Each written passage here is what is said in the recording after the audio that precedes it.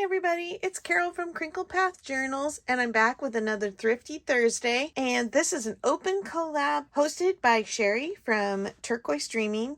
Just head on over, give her a message if you'd like to participate, and check out the list of everyone who is participating. It's a great group of bargain hunters. This past week, I actually got to an estate sale, and then this past weekend I got up early to see my husband off for a business trip, and then I headed over to pick up my grand dogs, but I had a little time between those things because I was up at 5 o'clock in the morning. So I hit some garage sales, and it seems like this weekend was a banner weekend for yard sales. And so I quickly drove through and looked for items that might work in my junk journaling. So this is my yard sale pile, and this is my estate sale pile. So let's start with this one. We're having a really dreary day, and so I've got my ring light on, and it makes things a little more glary. Sorry. First of all, some alphabet index guides, absolutely brand new. This is not the price I paid for them. I think that's what they paid for them originally. I think she charged me 50 cents or something. And then I thought these storage pockets were a nice size for journals. Brand new in the package.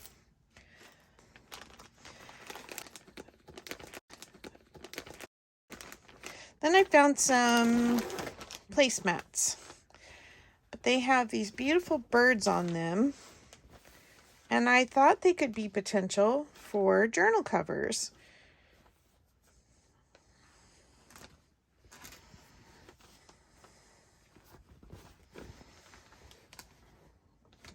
Desert bird.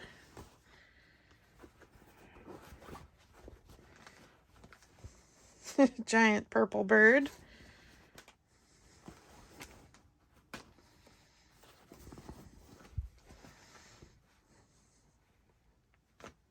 That's pretty. Here's some hummingbirds. Those are cute.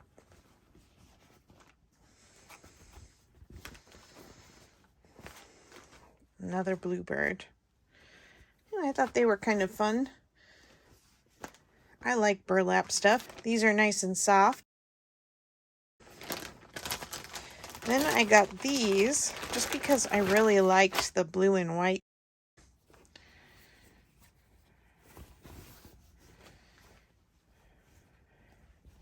So I think these are napkins.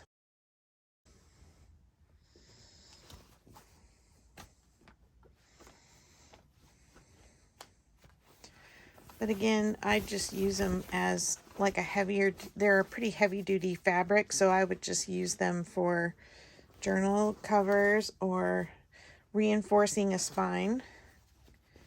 They almost feel like canvas weight, not quite that heavy. But I really like the blue and white. And one more.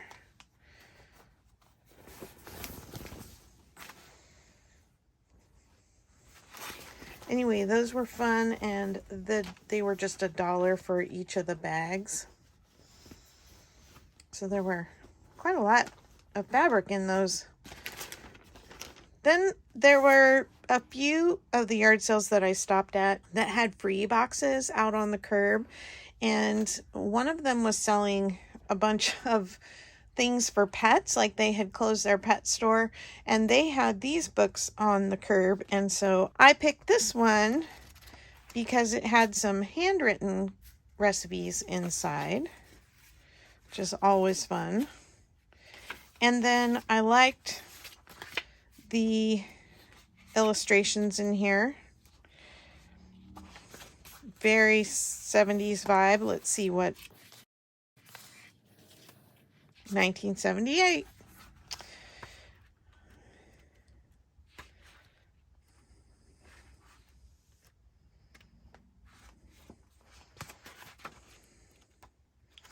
So one side was hors d'oeuvres and one was cocktails. So let's see if I can find some pictures on this side. These are funny, very Picasso-esque. And then speaking of artists, I found this Women's Impressionist book in the free box as well. And I love Impressionist art. And these are all women artists, their works.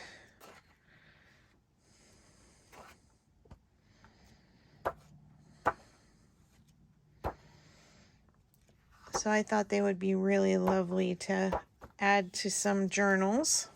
Mary Cassette.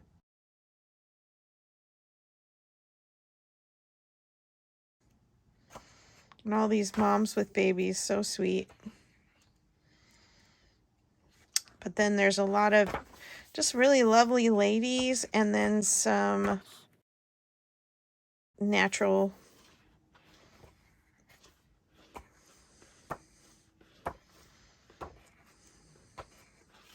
seaside.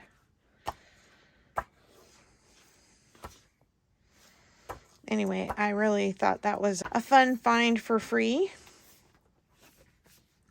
And then last but not least, for a yard sale, this is the favorite find from the yard sales. I'm going to guess it's probably 50s or 60s, since I can't find a date.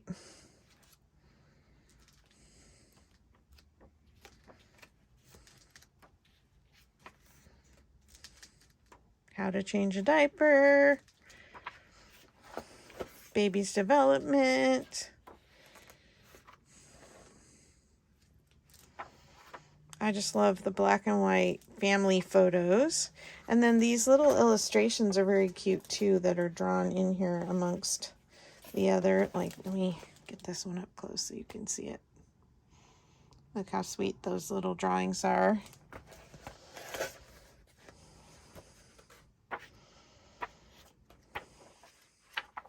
And then there's these pages in the back that you can use for record keeping.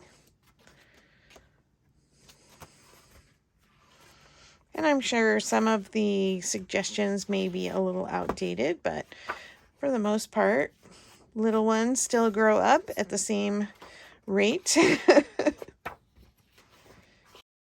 It's very cute. Loved that one very much. All right, let me pile these back over on this side. And then I'll show you what I got at an estate sale. These all came from one estate sale. We had actually gone to about 4, I think, on the day we went out, but it was a total bust. We weren't finding anything. Prices were crazy. So it was very exciting to find this house with all of these on one shelf, and they're vintage and retro books. And I only didn't take one, and it was a very large farm book that was almost 2 feet tall and a foot wide, and it had large illustrations, but she wanted $7 for it, so I ended up not taking that one. Okay, so let's go through these. All About Dogs. I thought the illustrations were really cute.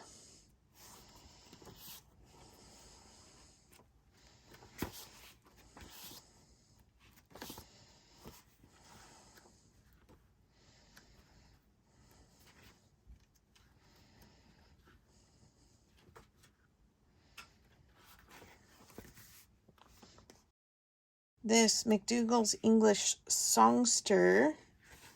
Another one that doesn't have a date, but just seems really old. See, the song is circa 1700, it says. And then all of them are labeled the century, not the date. Obviously, the book is a little newer than those times, but they are very old songs. And I liked the age and the feel of the paper. And I liked the cover as well. But again, no date on that one. Then another songbook. Zondervan's Choruses, Action Songs for Boys and Girls. 1957.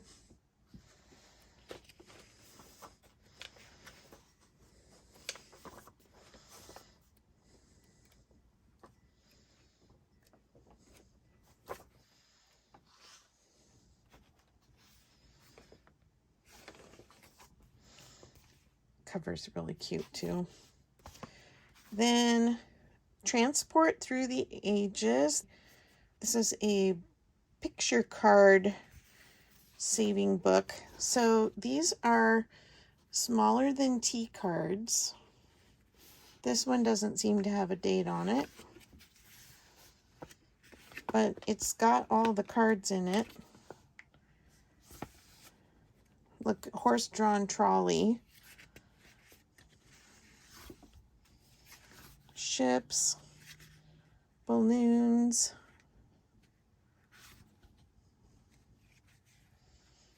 trains and more ships, trolleys and cars, airships, planes,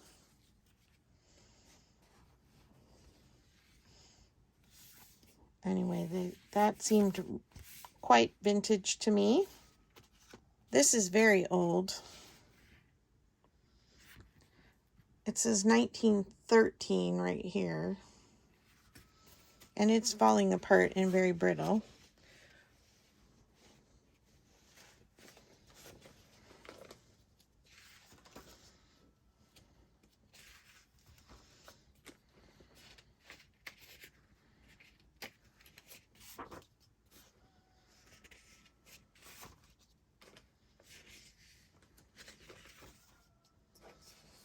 So that's one book. And like I said, it's dated 1913 here, and then it has an inscription from 1920 on the back. This one says 1913 as well.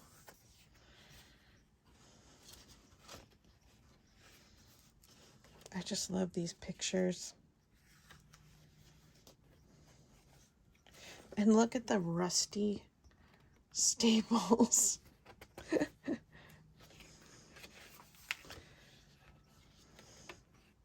Kitty. Little lamb. Again, falling apart.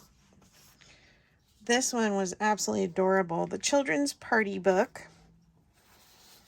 1935. But the illustrations in this one are so cute. Valentine's Party, Halloween Party, St. Patrick's Day and Thanksgiving, 4th of July, Christmas Party, New Year's Party, and then different games in the back. Riddles and jokes, party treat recipes.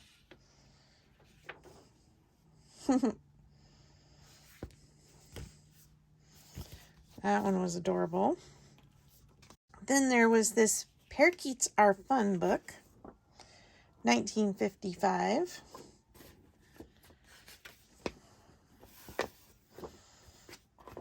I was just talking to Meg, I think it was Meg from Chasing Retro, about pets, and I think she said she had a parakeet, and I didn't have parakeets, but my cousins that I often stayed with for childcare had parakeet budgies and cockatiels, so I got to enjoy them without having to be responsible for them.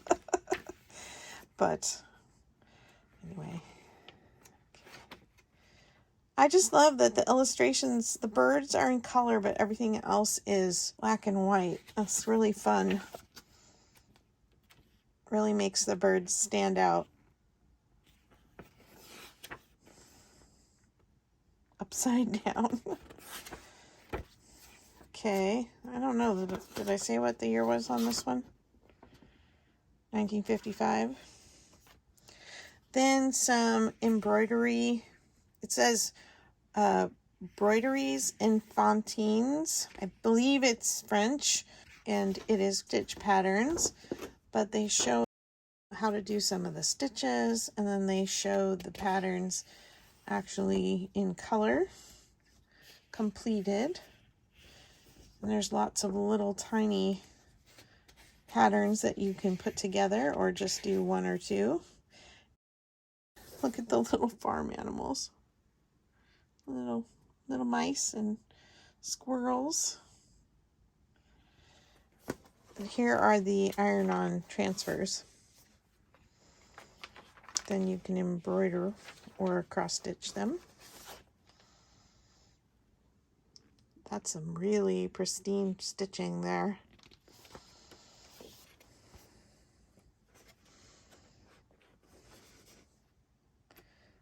I thought that was cute. It does not have a date on it. Then I got some elf books. I got Surprise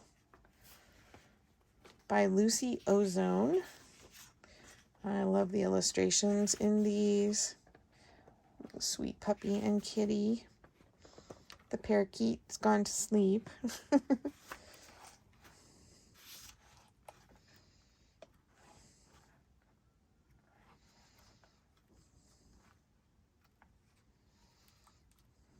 And then they all woke up and they were surprised because it had snowed during the night. And then we have bedtime stories, which has a couple short stories in it. A Present for Mother, The Happy Little Pet Family, and Patrick Plays Policeman. So the first one, they go looking for a present for Mom, and they end up buying her seeds. This story is about three little pets that were all together in a pet store, but then they ended up getting adopted one by one, and then the family adopts all three of them, and so they can be together again. And then Patrick finds a little star pin and says he's a policeman, and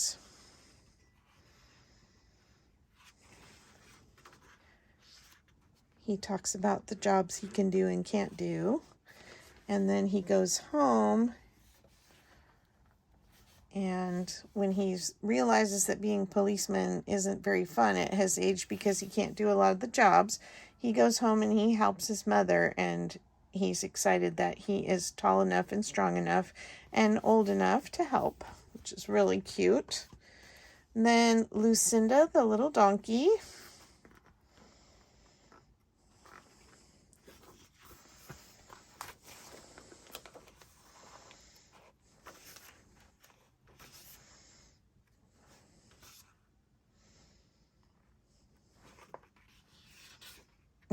The little donkey wanted to be a pig, so the farmer had to give her a bath. And then she busted out again.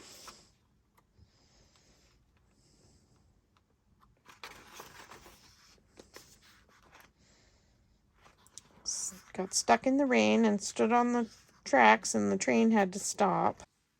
But she saves the train because the track is out, and then the farmer decides not to try to make her sleep in the barn. But she decided she would never leave the barn again because it scared her. Then we have the 7 bunny tail stories. Again, very old.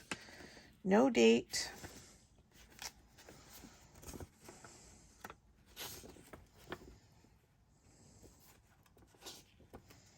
I'll have to do some research on these to see if I can figure out how old the illustrations are. But I thought they were cute. Then we have this crepe craft for children. It's all for crepe paper crafts.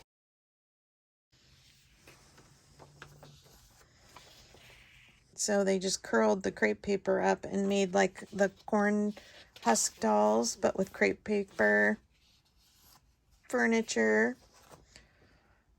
Any of you dollhouse builders need some ideas? I think they made those out of toilet paper rolls.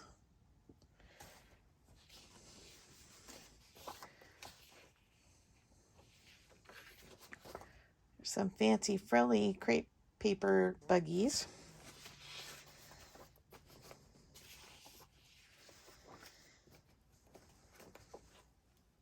puppets, circus party, costumes, and homespun is fun.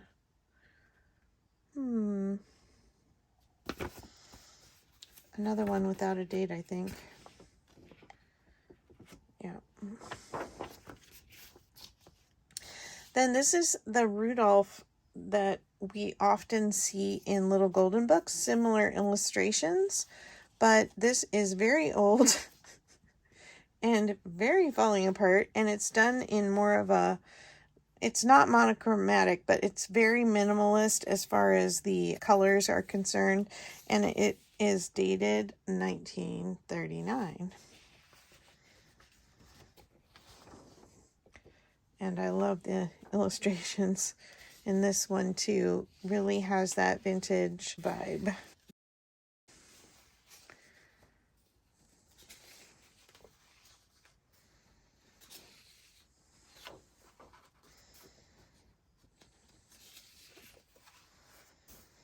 These pages would really need to be reinforced or put on a journaling card or something, and then probably covered with matte medium or something to protect them.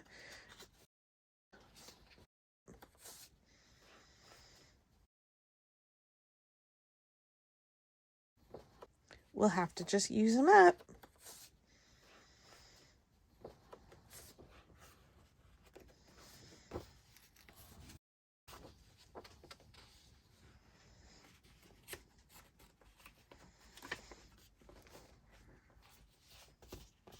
Now the rest of these are more 70s and 80s retro. So we have The Tale of Peter Rabbit from 1982. Nice, bright, vibrant colors.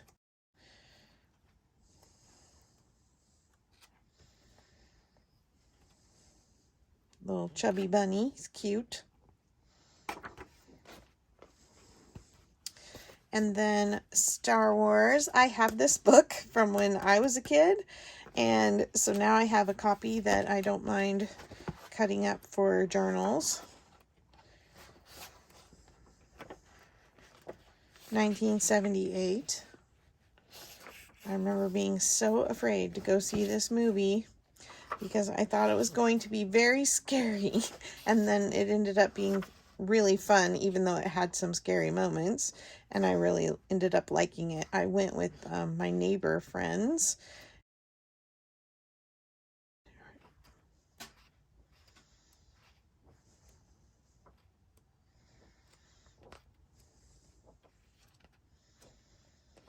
Our kids are big Star Wars fan, and there are lots more to the series coming out all the time on the Disney Channel.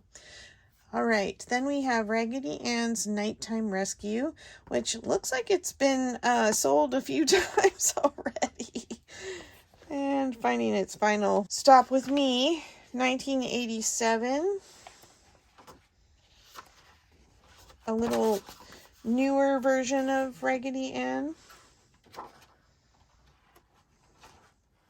Her buddies.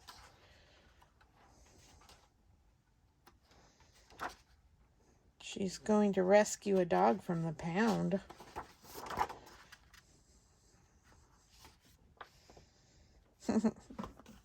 And then I've had this before, and I love the illustrations in it. It's a first dictionary from the 80s, 1983, originally copyrighted in 1977. But I just love the art in these of the little children, very sweet. And I've already fussy cut this book once entirely. I've got quite a pile of fussy cutting to do, but I couldn't pass it up to have another one.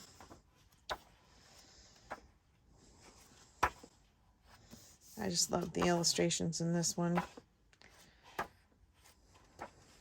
You know me and illustrations. Can't pass up a good illustration, especially if it looks very much from an era.